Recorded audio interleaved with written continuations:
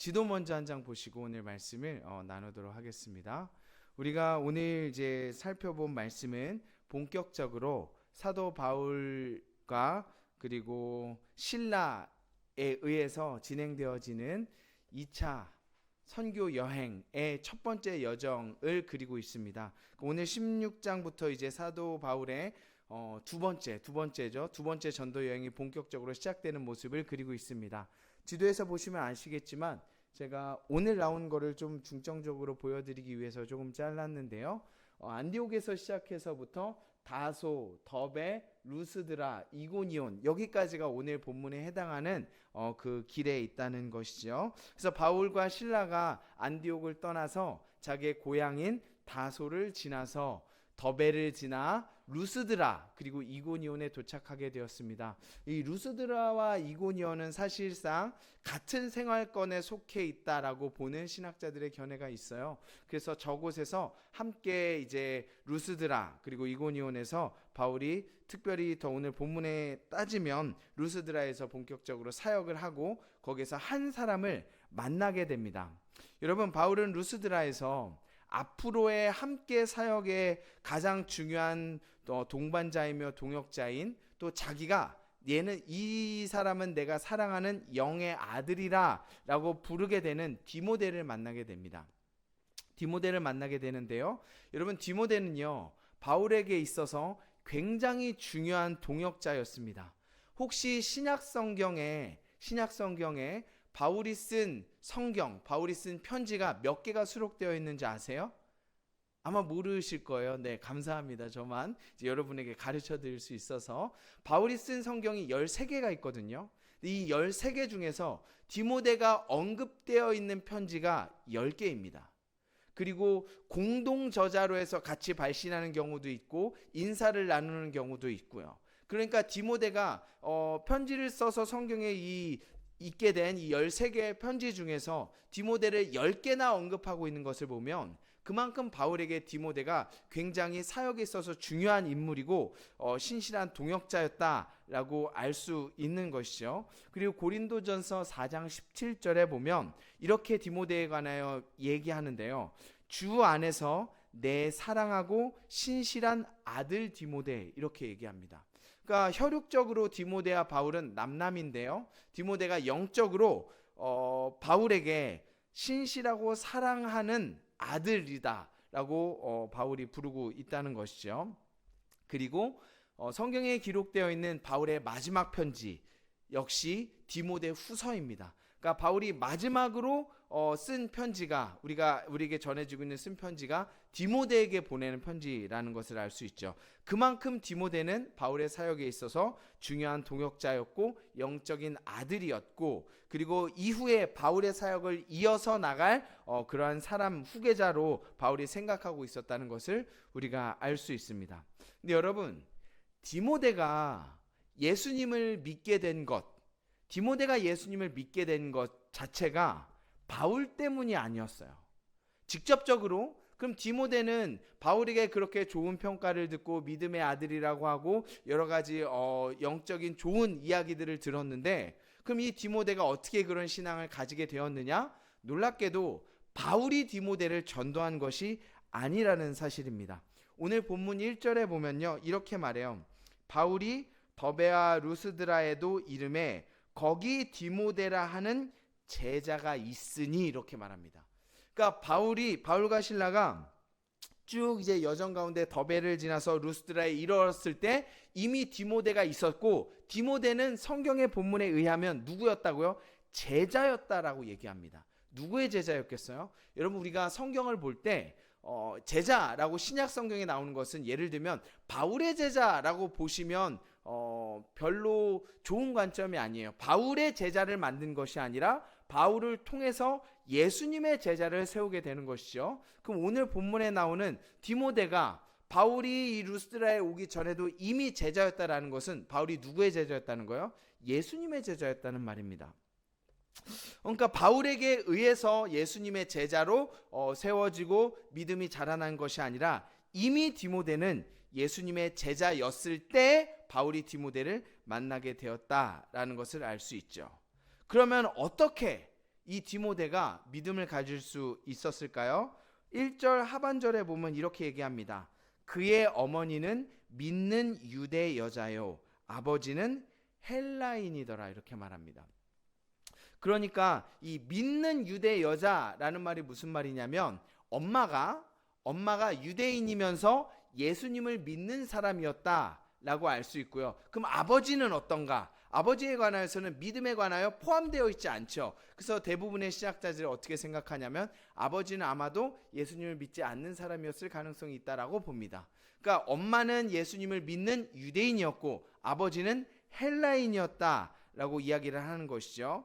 헬라인이라고 하면은 당시 로마 그리스 시대에 사는 이방인을 보통 통칭해서 얘기하는 것입니다. 그러면 이 디모데의 믿음은 누구에게 배운 것이겠어요?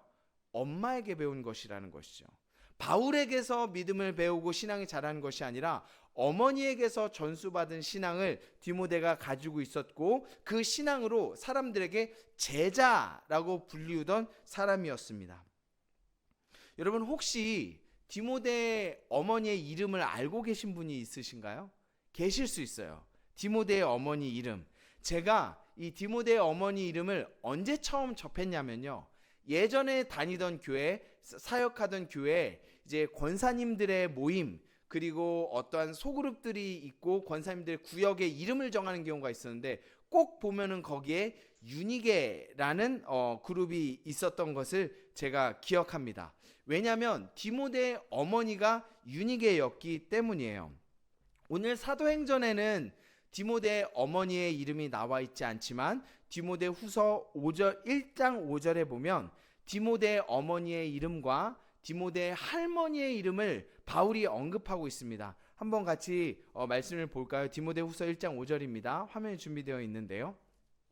같이 한번 보도록 하겠습니다. 시작. 이는 내 속에 거짓이 없는 믿음이 있음을 생각함이라. 이 믿음은 먼저 내 외조모 로이스와 내 어머니 유니게 속에 있더니 내 속에도 있는 줄을 확신하노라. 그러니까 디모데의 외조모, 그러니까 외할머니죠. 디모데의 외할머니 로이스와 어머니인 유니게를 통해서 디모데가 신앙을 갖게 되었음을 바울이 얘기하고 있는 것이죠.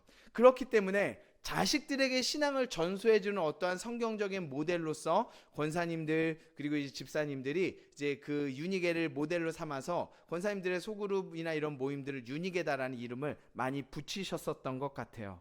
근데 여러분 디모데후서 조금 전에 본 1장 5절에 보면요. 바울이 디모데의 신앙을 표현하면서 어떤 신앙이라고 얘기하죠? 내 속에 무엇이 없는 믿음이 있다? 거짓이 없는 믿음이 있다. 이렇게 얘기를 했습니다. 여러분 그러면 바울이 봤을 때 디모데의 믿음은 어떤 믿음이었어요? 거짓이 없는 믿음이었다는 것이죠. 여러분 생각해 보세요. 거짓 없는 믿음이 어떤 믿음이겠습니까? 거짓이 없다라고 번역된 헬라어 아니포크리투라는 단어의 뜻은 무엇이냐면 가식이 없는, 꾸미지 않는 이런 의미를 가지고 있습니다. 그러니까 바울이 평가한 디모데의 신앙은 어떤 신앙인 거죠? 겉으로 보여지는 것만 거룩하고 겉으로는 예배 잘 드리고 기도 잘하고 가식적으로 보여지는 모습이 아니라 그의 신앙이 겉과 속이 같은 신앙이었다라고 볼 수 있는 것이죠. 여러분 우리가 이렇게 사람을 봤을 때 그 사람의 신앙을 평가할 때 먼저 무엇을 보게 되죠? 겉으로 나타내는 모습들을 보게 됩니다. 우리도 한번 주변 오늘 예배드리는 성도들 한번 둘러보세요. 모두 다 나름대로의 상황 속에서 나름대로 최선을 다해서 하나님을 예배하고 있는 모습들이 있는 줄 압니다. 그래서 우리가 이것들을 보면서 저분은 예배도 열심히 드리시고 먼 곳에서 나와서 참 신앙생활도 열심히 하시고 기도도 열심히 하시는 분이구나, 하나님께 나름대로 최선을 다해서 드려지는 분이구나 라고 우리가 겉을 보고 판단할 수 있죠. 그러나 그 겉모습이 그의 온전한 신앙을 그대로 드러내는 것은 아닐 수 있습니다. 왜냐면요, 사람이라는 것은 행동을 하는 것에 대한 이유가 있기 때문이에요. 여러분 많은 사람들이 우리가 열심히 기도하고 열심히 예배하는 이유가 하나님을 사랑하거나 하나님께서 나의 왕이시기 때문에 감사와 찬양을 드리고 하나님이 나의 삶의 주인이기 때문에 내 당연한 반응과 하나님에 대한 사랑으로 예배하고 교회를 섬기는 것이 아니라 많은 분들이 복받기 위해서, 인정받기 위해서 하나님을 예배하고 섬기는 분들도 있습니다. 그 신앙은 겉으로는 번지를 하고 사람들이 봤을 때 믿음이 좋구나 라고 평가를 받을 수 있으나, 정말 그 종교적인 모습, 하나님을 섬기고 예배하며 기도하며 헌금하는 이 모든 섬김의 동기가 정말로 하나님을 향한 사랑에서 나오는지는 우리가 알 수 없는 것이죠. 그러나 바울이 디모데를 평가하였을 때 디모데의 믿음은 어떤 믿음이라고 했어요? 거짓이 없는 믿음이다. 그가 하나님을 섬기고 선교 사역에 동참하고 하나님께 드려지는 모든 이러한 행동들은 무엇에 의한 거예요? 하나님을 향한 사랑과 그분의 왕되심을 인정하며 섬기는 온전한 그의 마음에 관한 선한 동기에 의해서 하나님을 섬기고 있다라고 바울이 평가하고 있는 것이죠. 그런데요, 놀랍게도 이 믿음, 거짓이 없는 믿음이 디모데에게 있었는데, 그 믿음을 어떻게 디모데가 가지게 되었는가? 아까 본 디모데후서 1장 5절 하반절에 보면 이렇게 얘기합니다. 먼저 이 믿음, 거짓이 없는 이 믿음은 먼저 내 외조모 로이스와 내 어머니 유닉의 속에 있더니 내 속에 있는 줄을 확신하노라. 바울이 이렇게 얘기합니다. 무슨 말이에요? 너의 할머니와 어머니에게 무슨 믿음이 있었어요? 거짓이 없는 믿음이 있었고, 그 믿음을 누가 배운 겁니까? 디모데가 배웠다라고 얘기하고 있다는 것이죠. 그러니까 디모데가 받은 이 신앙은 본인 혼자 잘나서 내가 열심히 하나님을 경험하고 믿어서 가지게 된 신앙이 아니라, 그 거짓 없는 신앙은 할머니와 어머니에게 물려받은 아름다운 신앙의 전통과 믿음이었다라고 성경이 이야기하고 있다는 것이죠. 여러분, 우리가요, 기도할 때 종종 그런 기도를 하게 되는 것을 듣게 됩니다. 하나님, 우리의 자식들이, 우리 가문이 믿음의 명문가를 이루게 해주십시오. 여러분이 자녀들에게 물려주고 싶은 것이 많으실 것 같아요. 건강도 물려주고 싶고, 좋은 어떠한 삶의 배경들도 물려주고 싶고, 혹은 여러분이 가지고 있는 물질도 어느 정도는 물려주면 자녀들의 삶에 유익한 것이 되겠죠. 하지만 여러분의 인생 가운데서 가장 중요한 것을 물려줘야 한다면, 여러분이 만약에 하나님이 나의 삶을 주관하시며 모든 인생의 성공과 실패를 좌우하시는, 그리고 하나님께서 살아계신 하나님이시며 전능하신 하나님이심을 믿는다면, 우리 자녀에게 물려줄 가장 중요한 것은 무엇이에요? 신앙이어야겠죠. 왜냐하면 우리 자녀가 성공하고 우리 자녀가 평탄한 길을 걷고 우리 자녀가 복받는 삶을 살기 위해서 가장 중요한 것이 무엇이기 때문입니까? 신앙이라는 것을 여러분이 아신다면, 여러분이 그렇게 믿는다면, 당연히 자녀에게 물려줄 가장 중요한 것은 학벌도 아니고 물질도 아니고 건강도 아니고 신앙이어야 되겠죠. 그런데 여러분께서 이 자리에 계신 분들은 다 열심히 믿고 놀라운 믿음이 있으신 분들이니까, 우리 자녀에게 그리고 우리 손주들에게 이 좋은 믿음을 물려주면 좋겠다라고 생각을 하실 것 같은데요. 그러면 그렇게 좋은 믿음을 물려주려면 어떻게 해야 될까요? 오늘 본문에 그리고 디모데후서에 나타난 이것을 통해서 우리가 알 수 있는 것이 있습니다. 우리가 어떻게 자녀들에게 이 훌륭한 좋은 믿음의 유산을 물려줘야 할 것인가? 어떻게 해야 하냐면, 물론요, 자녀를 위해서 뭘 해야 되겠어요? 기도해야 되겠죠. 하나님, 우리의 자녀의 삶을 주관하여 주시고, 무엇보다 우리 사랑하는 자녀가 하나님을 사랑하는 사람 되게 하여 주십시오. 사회의 성공과 건강과 자기의 행복보다도 하나님을 더욱더 사랑하며 하나님을 우선순위로 두는 이 믿음을 가질 수 있도록 함께 해주십시오. 자녀를 위해서 쉬지 말고 기도해야겠죠. 하지만 이것 외에 한 가지 더 매우 중요한 것이 있습니다. 어떻게 자녀에게 신앙을 물려줘야 하냐면, 바로 여러분이 자녀에게 물려주고 싶은 그 신앙을 소유하셔야 됩니다.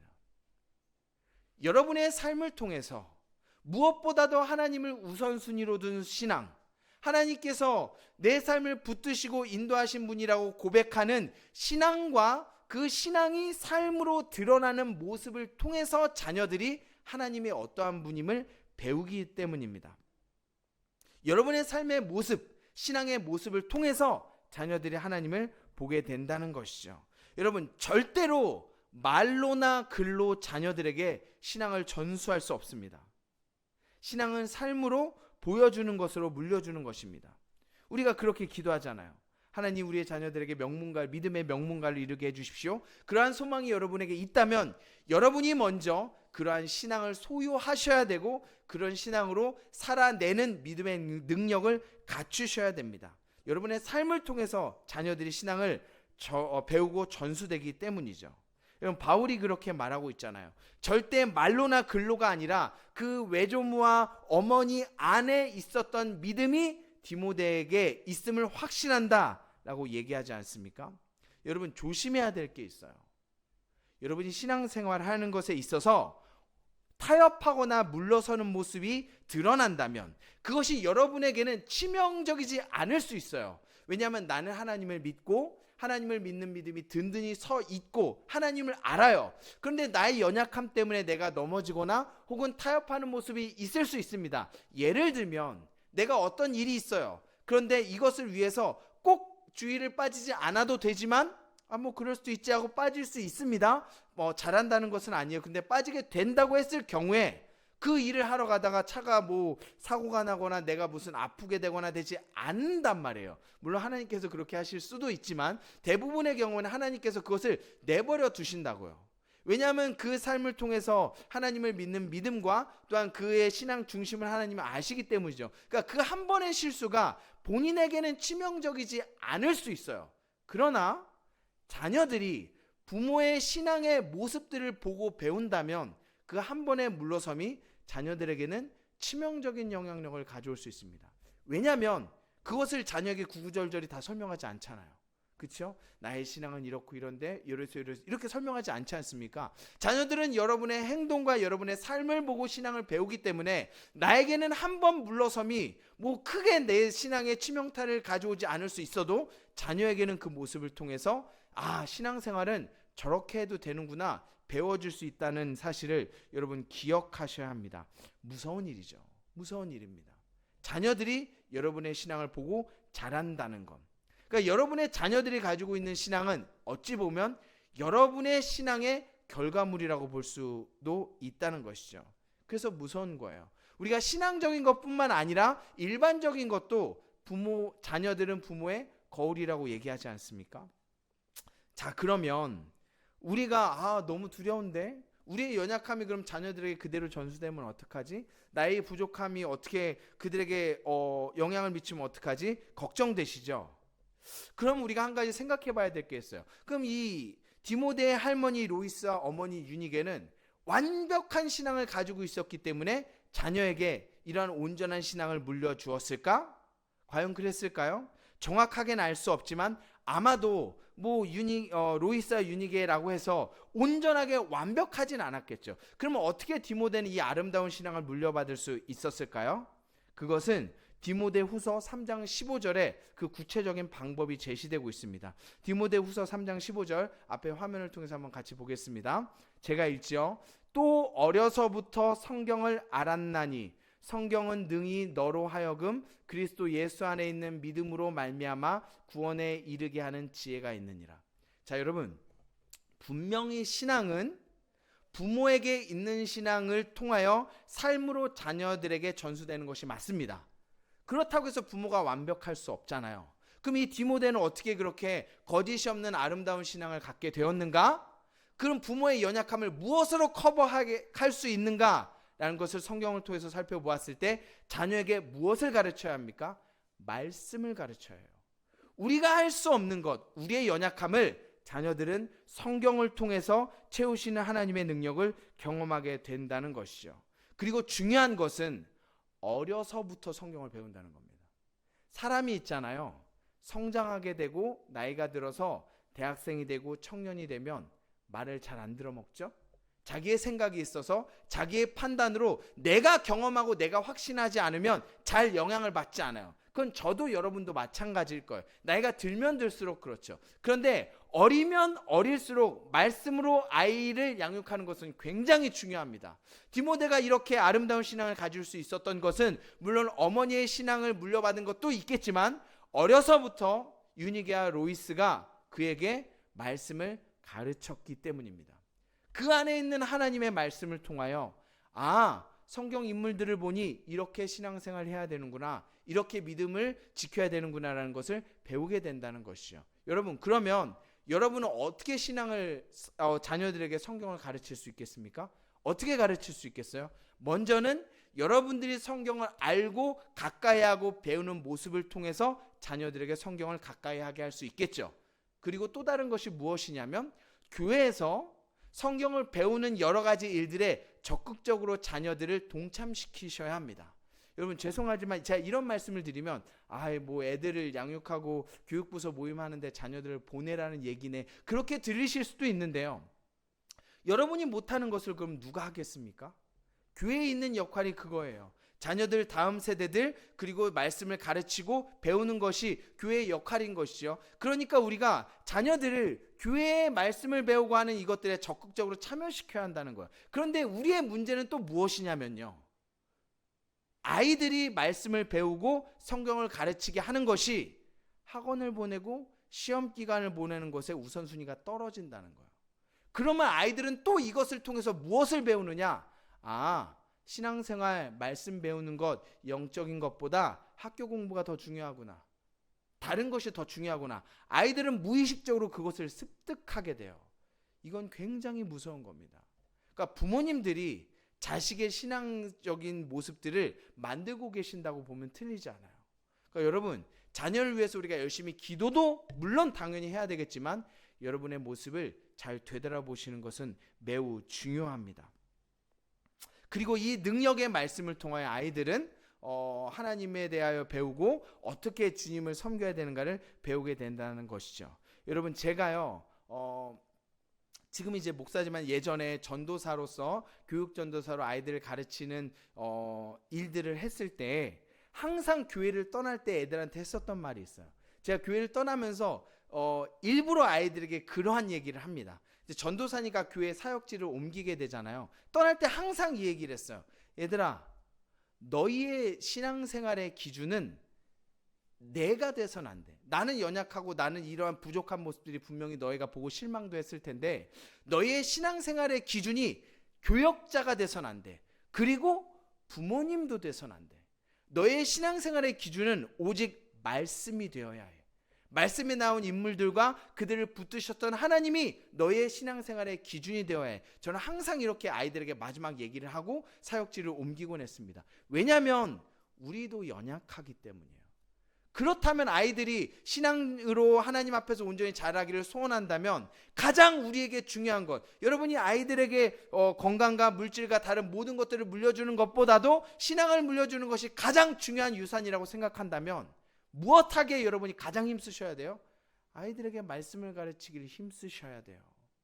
여러분, 그걸 꼭 기억하시길 바랍니다. 그리고 그 이유가 방금 본 디모데후서 3장 15절 아래 16절 17절에 바울이 이렇게 이야기합니다. 디모데후서 3장 16절 17절입니다. 여러분이 잘 아는 말씀이죠. 모든 성경은 하나님의 감동으로 된 것으로 교훈과 책망과 바르게 함과 의로 교육하게 유익하니 이는 하나님의 사람으로 온전하게 하며 모든 선한 일을 행할 능력을 갖추게 하려 함이라. 여러분, 이것은요 비단 아이들에게만 해당되는 말씀은 아니에요. 우리의 삶에 있어서 무엇이 옳고 그른지를 판단하고 무엇이 하나님의 뜻이고 그렇지 않은 것인지를 판단하는 기준이 여러분에게 무엇이 되어야 합니까? 말씀이 되어야 하고요. 그냥 내 삶의 기준은 말씀이야, 하나님의 말씀이 나의 가장 중요한 것이 아는 것에서 멈추시면 아무 효용이 없습니다. 여러분이 말씀을 아셔야 해요. 말씀을 아셔야 해요. 근데 우리가 저지르는 가장 자주 많이 하는 실수가 무엇이냐면 성경에 나오는 말씀들을 너무 표면적으로만 안다는 거예요.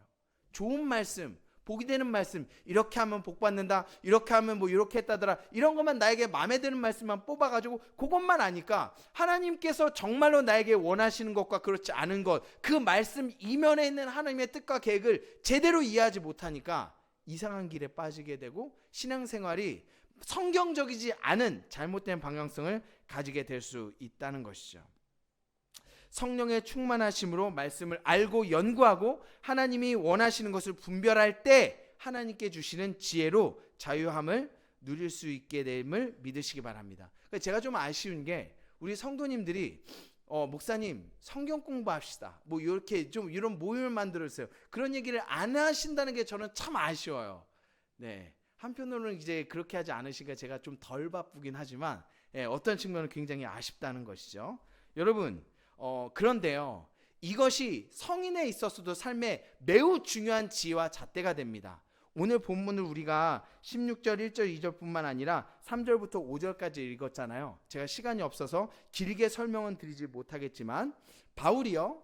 그가 가지고 있는 성경에 대한 이해와 하나님에 대한 이해로 얼마나 지혜롭게 행하는지 3절부터 5절까지의 내용을 통해서 우리가 살펴볼 수 있습니다. 굉장히 이상한 내용이 있어요.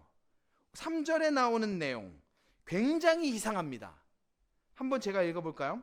바울이 그를 데리고, 여기서 그는 디모데입니다. 바울이 그를 데리고 떠나고자 할새, 그러니까 바울의 선교 여행에 디모데를 이제 함께 하고자 한 것이죠. 그 지역에 있는 유대인으로 말미암아 그를 데려다가 할례를 행하니 이는 그 사람들이 그의 아버지는 헬라인인 줄 다 알미러라. 그러니까 바울이요, 디모데를 데리고 선교 여행을 같이 가려고 했을 때 디모데를 그 지역에 있는 유대인들에게 보내서 뭘 시켰습니까? 할례를 시켰어요. 바울이 디모데를 할례를 시켰다고요. 여러분, 이게 이상하지 않으세요? 이게 이상하지 않으시면 2주 전에 설교를 잘 안 들으신 거예요.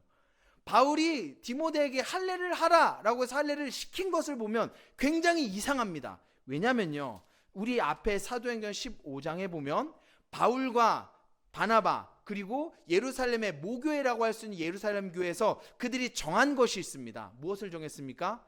이방인들에게 이방인 포함하여 유대인들과 그리고 해외에 있는 많은 교회 성도들에게 할례를 받지 않아도 구원받을 수 있다.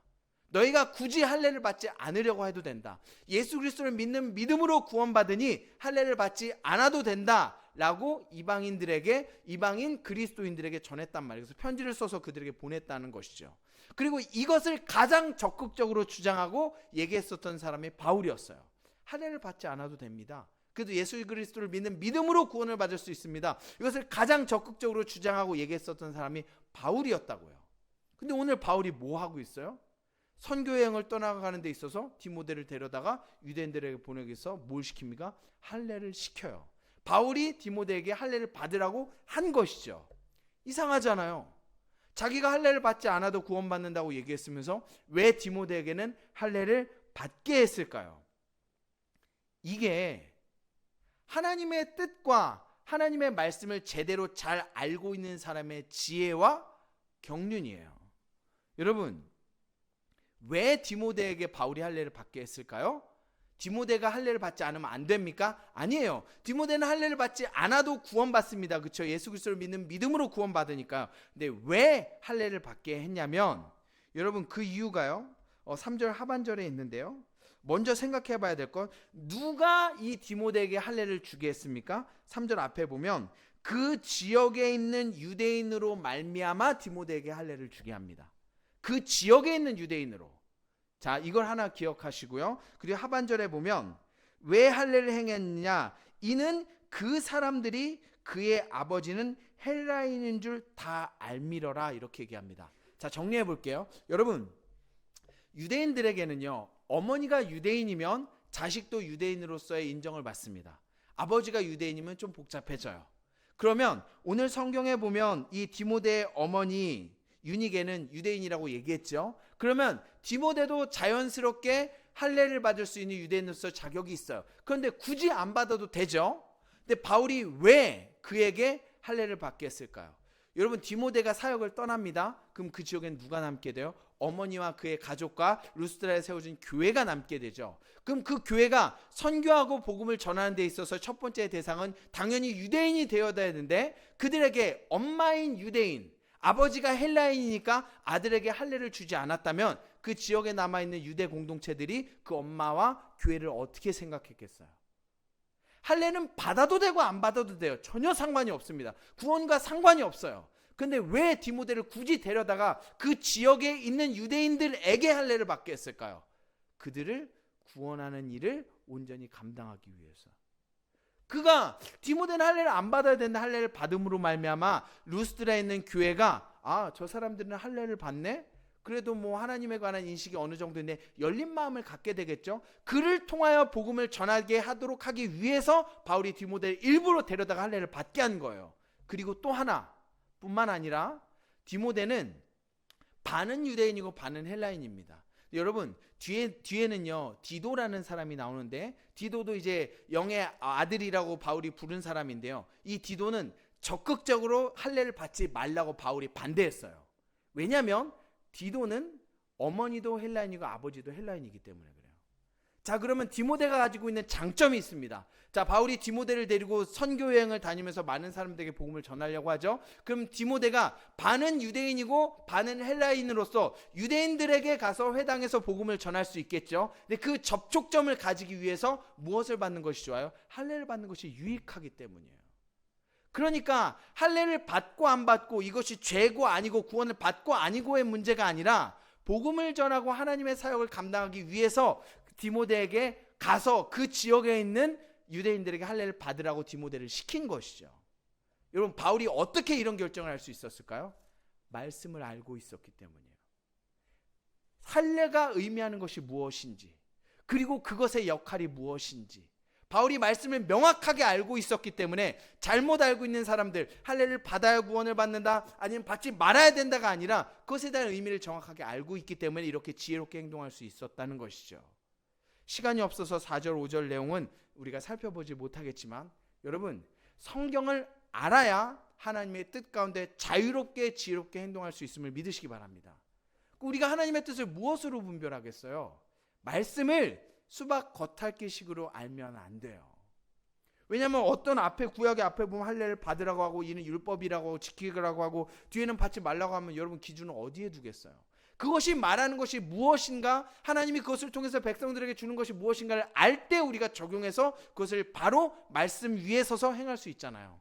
여러분 말씀 알기를, 말씀을 사모하시길 바랍니다. 그리고 우리가 살펴보았었던 것처럼 그것이 자녀들에게 명확하게 영향을 미친다는 것을 여러분 기억하십시오. 제가 말씀을 정리하도록 하겠습니다. 여러분 우리가 모두 다, 저도 그래요. 저도 믿음의 명문가가 되기를 기도하시죠. 여러분의 자녀들에게 바른 신앙, 성경적인 신앙, 아름다운 신앙을 전수해주고 싶은 마음이 있으시죠. 그러면 먼저 여러분들이 그 신앙을 소유하셔야 됩니다. 그리고 소유한 것뿐만 아니라 드러내는 모습으로 자녀들에게 모범을 보여주셔야 합니다. 여러분 마음속에 혼자 간직하는 신앙이 아니라 드러내는 신앙으로 자녀들은 하나님을 바라보기 때문입니다. 그리고 그 자녀들에게 말씀을 가르치기를 사모하십시오.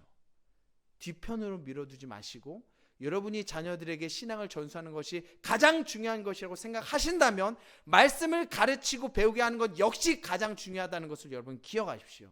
그 일에 적극적으로 동참하셔야 합니다. 그러면 우리의 자녀들이 하나님의 말씀이 우리 아이들 속에 자리를 잡고 뿌리 내려서 주님의 온전한 믿음을 가지게 하게 되는 놀라운 일을 이루실 것을 믿으시기 바랍니다. 그리고 그것은 아이들뿐만 아니라 우리에게도 마찬가지예요. 여러분 말씀을 바로 하시고 바로 이해하셔야 합니다.